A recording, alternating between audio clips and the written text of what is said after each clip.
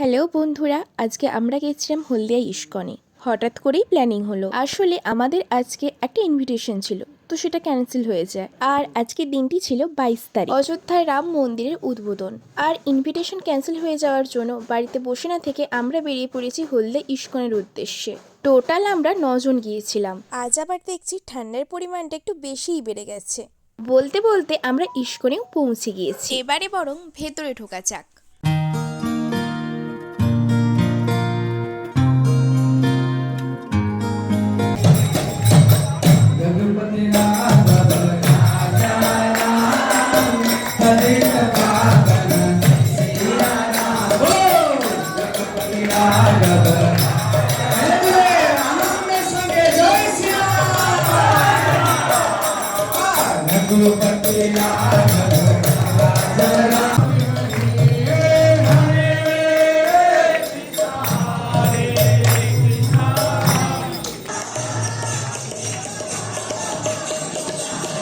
এভাবে এখানে কিছুক্ষণ সময় কাটানোর পর আমরা এখান থেকে বেরিয়ে আসি। এখান থেকে কোথায় গিয়েছিলাম তা পরের ভিডিওটিতে আসবে।